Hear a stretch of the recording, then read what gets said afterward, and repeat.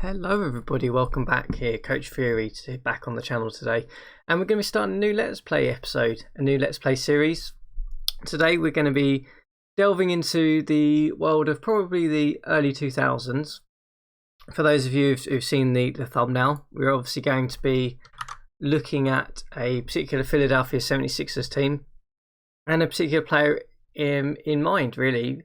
So, as those of you who followed the NBA probably knew, that this era was there was a certain man who was 6 foot in size who made a massive impact both culturally and just in terms of his gameplay in the NBA, and a guy who got very, very close to winning a actual championship medal, but unfortunately came up close. And that man is Mr. Allen Iverson, the answer. And in our Let's Play series for this this episode and for the next several episodes, I imagine, we're going to be basically seeing whether we can, with the Philadelphia 76ers, win a championship for Allen Iverson. We've gone into the era where he's been around the league for about 4 seasons now. So he's not a rookie, he's a fully developed player, an elite scorer, elite stealer of the ball. And we're going to see whether we can, with our guidance, whether we can bring the Philadelphia 76ers a title. Basically around Allen Iverson's scoring ability. See if we can put the right players around him to really have a go at it. So, for those of you who followed the NBA, probably know that the era we're going for here is 2000 to 2001. The reason being is this was, I believe, the season where they went all the way to the finals and then lost to the LA Lakers. The Kobe Shaq Lakers, I think it was at the time. So yeah, this is going to be the challenge. This is going to be the next Let's Play. I'm really excited for this one off the back of our Last Dance sort of failure that happened last week.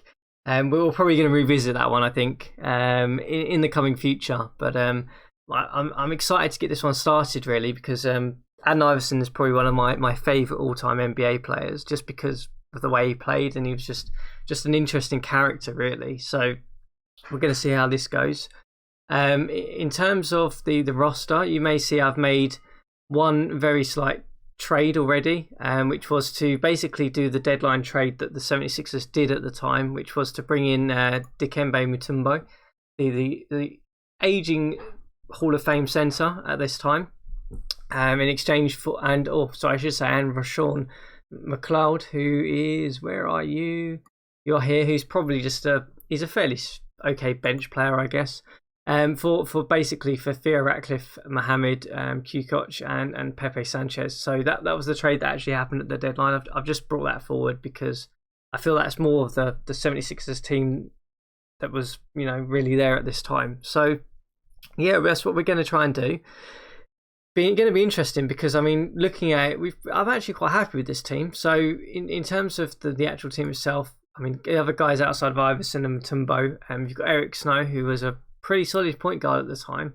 His defensive ability is not that great. I mean, it's okay, it's livable. His stealing ability is really good, but his passing handling is pretty solid. So I'm actually quite happy we've got a good point guard off the bat. We've talked about Iverson, obviously.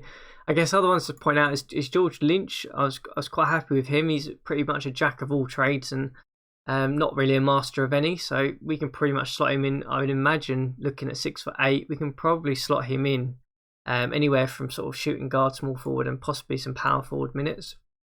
And then we've got the likes of Tyrone Hill, who's an aging sort of power forward, but he's still pretty solid. I mean, defensive ability is average, but he can still rebound pretty well. So pretty happy there.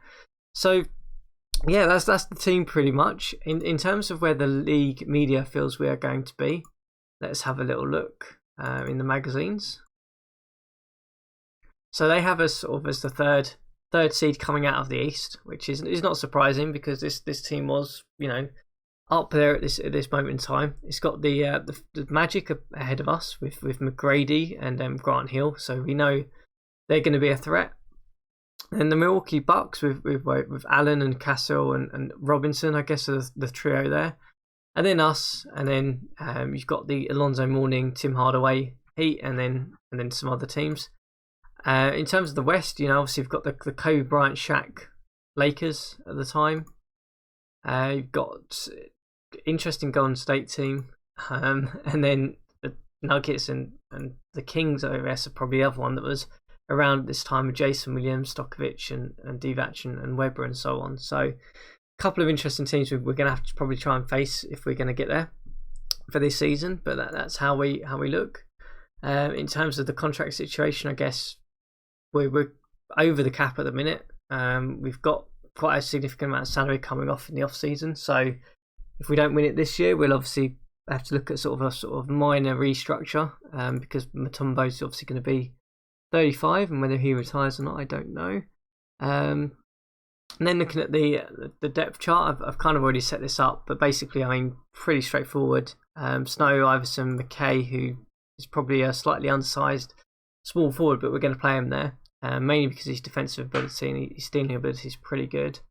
Then Hill and Mutombo, obviously, and then Lynch, McLeod, Geiger are sort of our main options off the bench, although we kind of need to find someone other than Geiger really to support Mutombo in terms of the centre position, really. So we might have a little look in free agency in a sec to see whether there is anyone there we can pick up. And in terms of strategy, so I've been thinking about this one before I started this episode.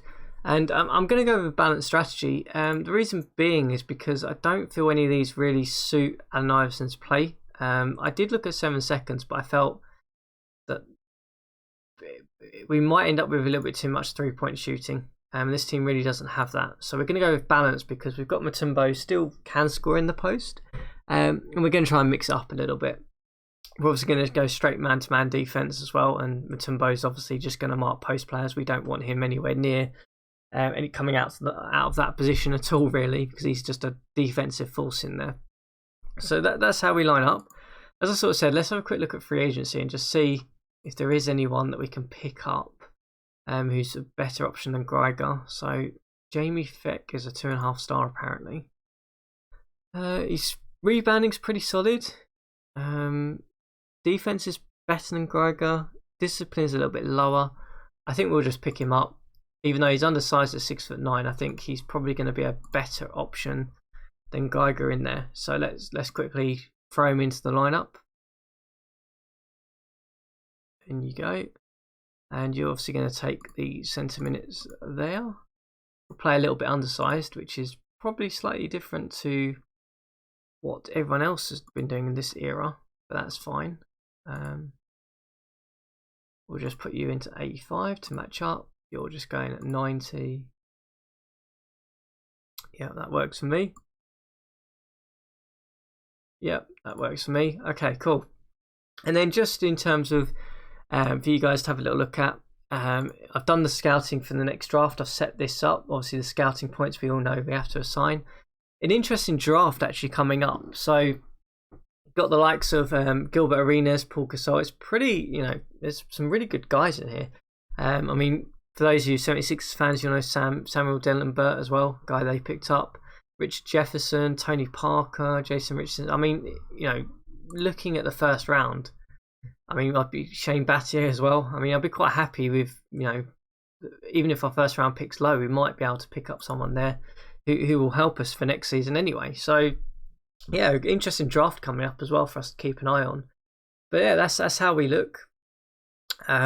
In terms of how we play, let's go straight in and not waste any time. We're sort of a few minutes in. Let's just go in and play the first game and see how we get on up against the Washington Wizards. So obviously we're going to put that on AI control because I don't want to mess around with any of the lineups. And this is who we're up against. So the Rip Hamilton, Strickland, Ron Howard is an interesting Wizards team at the time. Up against us, so yeah, it could be an okay one, I think. I mean, Rip Hamilton looks like he's playing point guard here, which is strange. Rod Strickland's not playing point guard. I'd have assumed they're around the other way, but that's fine. And let's get going. Let's just make sure we've paused at half time. We have, and off we go. At home, first game of the season against the Washington Wizards. See if we can get off to a good win. So far, all my Let's Plays so far in DDS, Draft Day Sports Pro Basketball 20, have all end up in a opening game loss. So who knows? Maybe we'll buck the trend today. as we still haven't managed to grab the lead in this one. I think obviously the main thing for us this season is if we can keep Mutombo healthy, probably is the first thing. That's key, because we just don't have anyone who we can bring in for him.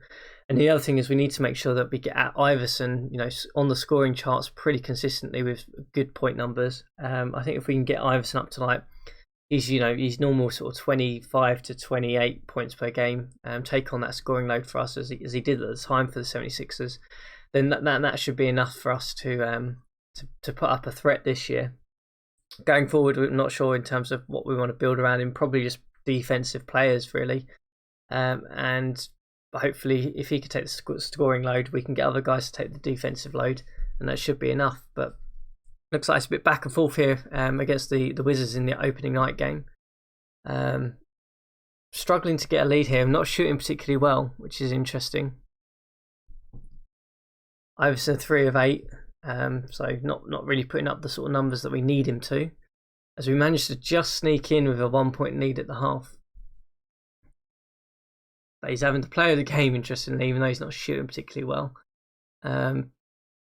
3 of 8, grabbed 3 steals though, so the defensive pressure is kind of working with those two guys with their high steal numbers. But yeah, it's going to be a close one, I think, this first game. If we go back into the second half.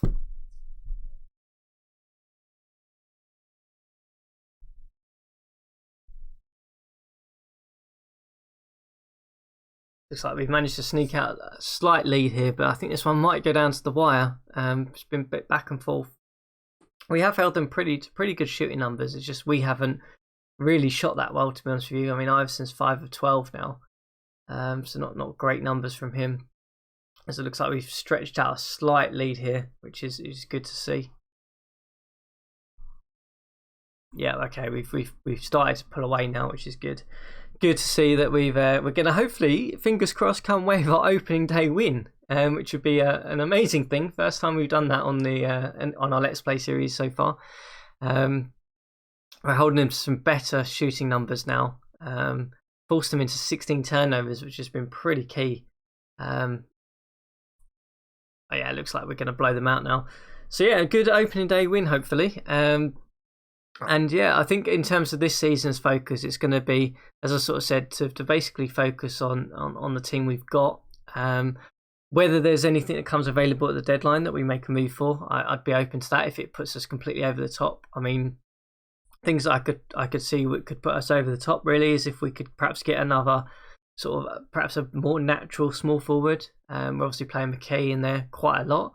Whether we can, whether there is just another elite player that's sort of available at the trade deadline that we could pick up as well is a possibility. But we managed to sneak out a pretty good 25-point win here. Despite shooting pretty terribly, we forced them into 19 turnovers, which was huge. And our man Allen Iverson there putting up 31 points in the end. Not a particularly great shooting night though, 8 of 20. But he got to the line really, really effectively. 6 steals as well, 4 assists and 4 rebounds. So our main man coming out on top for us there in our opening day win. So let's go on to the next game for us, which I believe is back to back. We're up against the Pelicans next, on the road, I believe. Yeah, we're on the road to the Pelicans, who won their first game, who have Baron Davis, Wesley, Mashburn, PJ Brown, Eldon Campbell. Okay, Baron Davis is probably Mashburn put up 32 points as well. So a different kind of team we're playing here. Be interested to see how we do. I mean, looking at this, I would say that Iverson should probably completely destroy Wesley. Mashburn will probably destroy McKay. Snow will probably get destroyed by Davis, but then Mutombo should hopefully get the edge over Campbell. Could be a tough one here on the road. And let's have a see how we get on.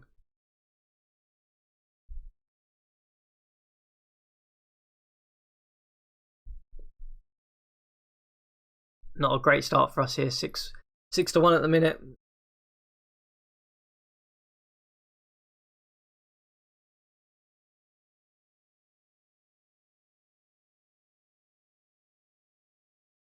No, we've slowly pulled ourselves back into this game to begin with in the first quarter.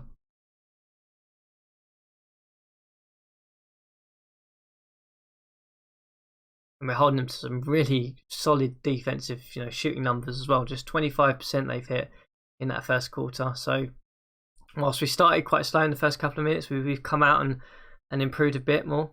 Managed to give ourselves a nice solid lead to begin with in this game.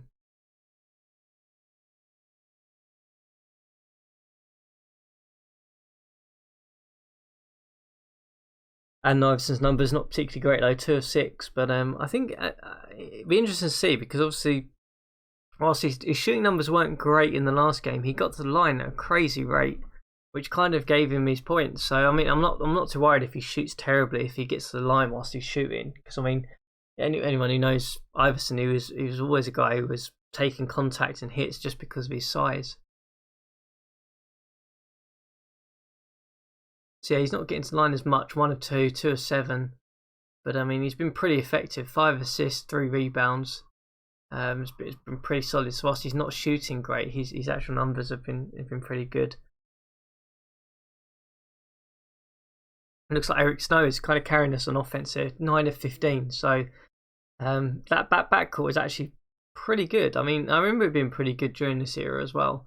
But I mean, they looks like they're managing to force over some pretty good turnover numbers, but also shooting really well together as a sort of duo. So I'm not going to rock that boat too much, I don't think, based on, I know it's only a couple of games, but based on the first couple of games, I'm not going to try and mess around too much with that.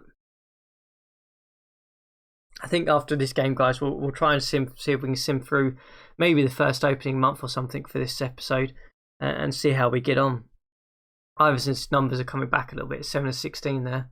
But I think it's positive to see that the guys who we want taking the shots, so Snow, Iverson, Mutombo, are taking the shots, which is the main thing here.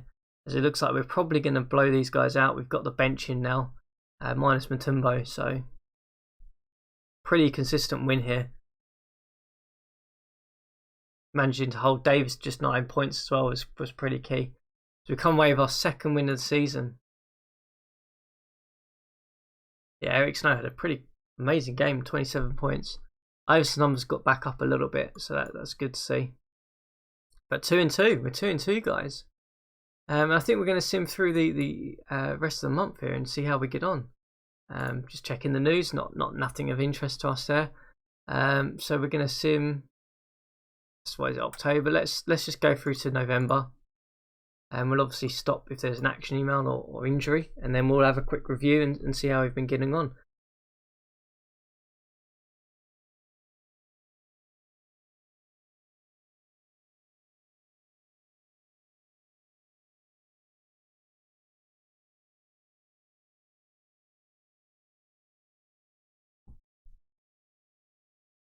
Okay, so that month, end of the month, went pretty quick.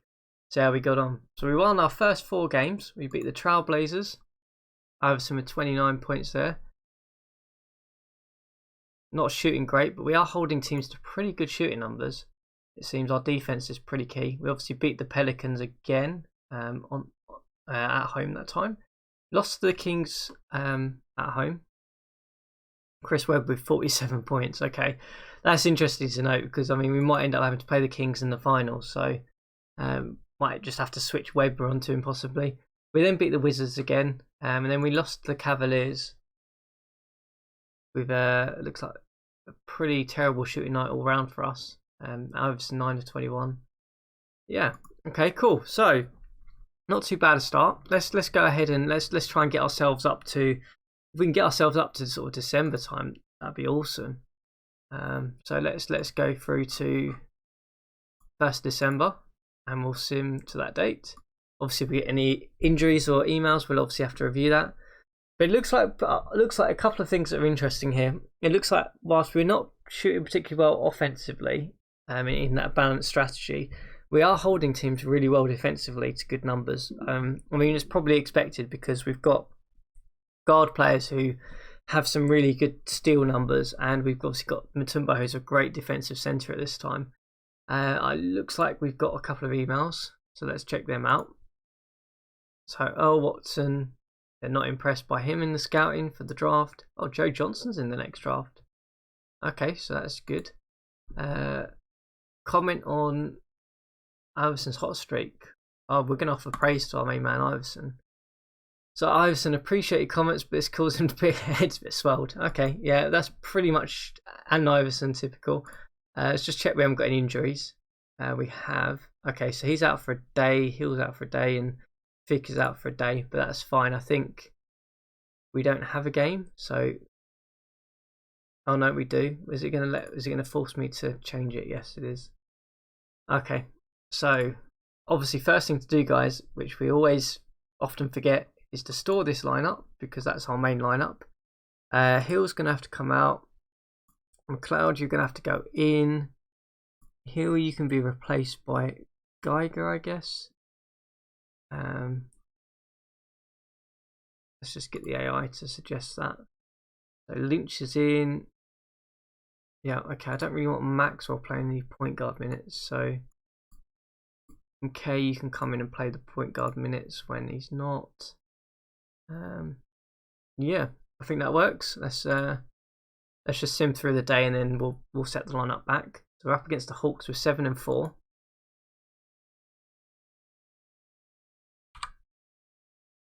So yeah, okay, that lineup managed to get us quite nicely through the Hawks there, and a pretty solid win. We can obviously go back and restore our lineup now. We also need to put Hill back in here. Lynch, you were here, I believe. Beck, you were here, something like that. Okay, so Iverson's probable for 4 days with a sore shoulder, but I'm going to let him play through that. And we're obviously going to try and get ourselves through to December. We can make some good progress on this this first episode here.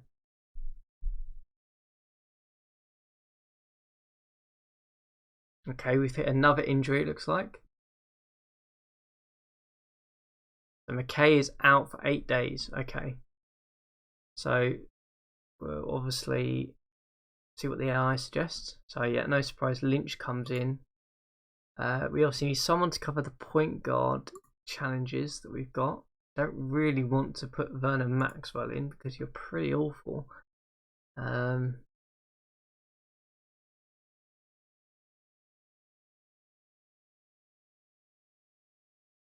Might have to though, to be honest with you. We don't really have anyone else. I mean, I could put Iverson there, but he's already playing heavy minutes of shooting guard.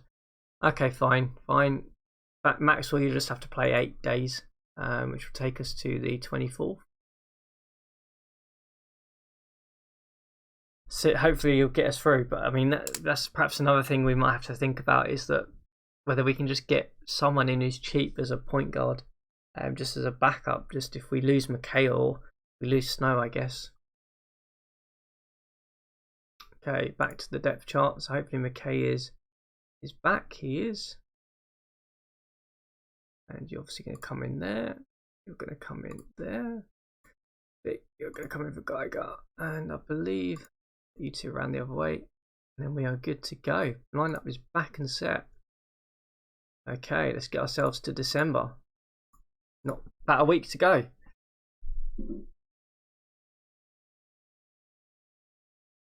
And I'm guessing we've hit another injury. We've got or an inbox email. So Shane Battier.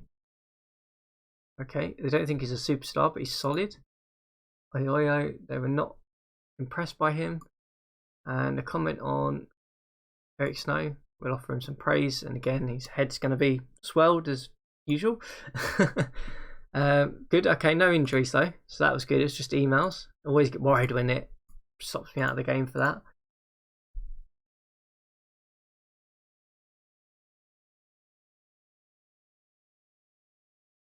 Okay, so we're in December now. Let's have a little look and see how we've got on. So it looks like we've been doing pretty solidly. If I take last time, I think we just lost the Cavaliers. So we lost the Heat in a close game. We then beat the Rockets, Pistons. I lost to the Lakers by 3. So another team we could end up facing in the finals if we got there. Shaquille O'Neal with a pretty good game. I'm guessing Bryant's injured. Looks like he's not in the lineup.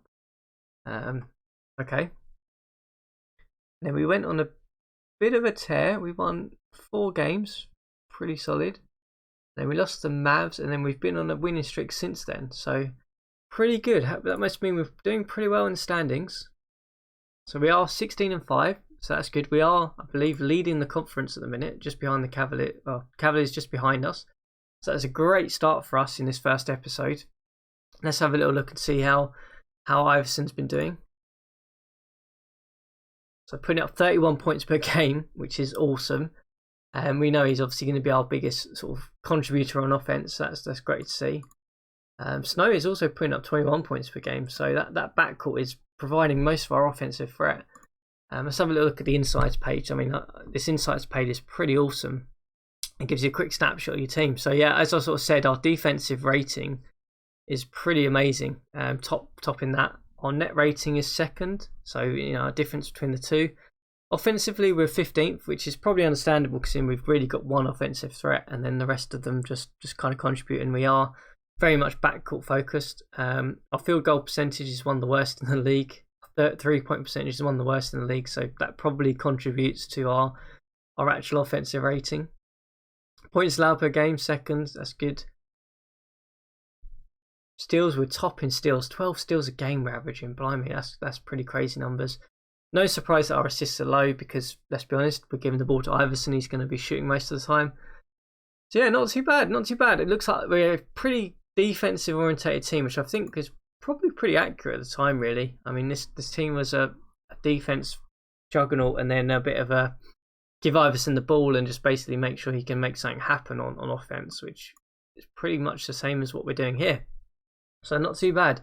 Happy with that performance. How's Mutombo been doing? Okay, good. So he's putting up some good numbers, blocks and rebounds.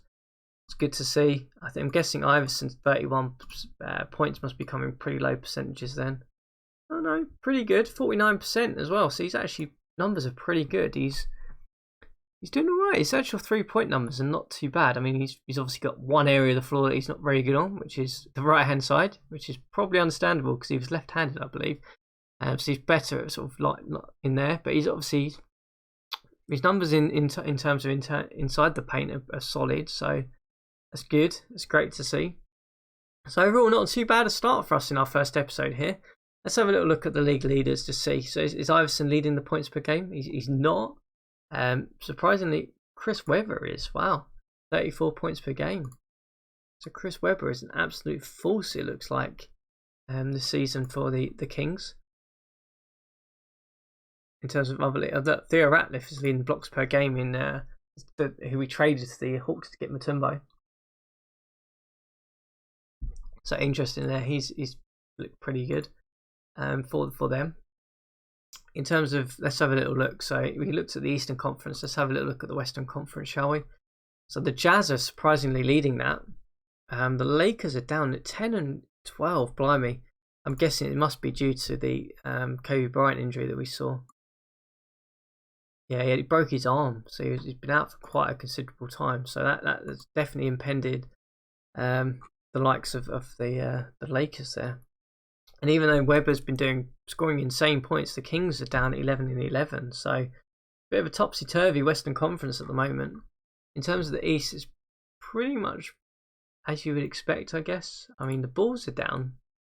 That's surprising. I mean, I guess it's a bit of a rebuilding Bulls at this time, but you'd expect them to probably be doing slightly better.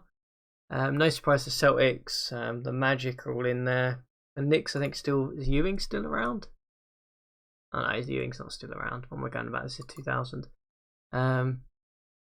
Yeah, okay, interesting. Right, so I think that'll end the episode, guys, for this one. We've started our first episode of The Answer. We've started in a very good fashion.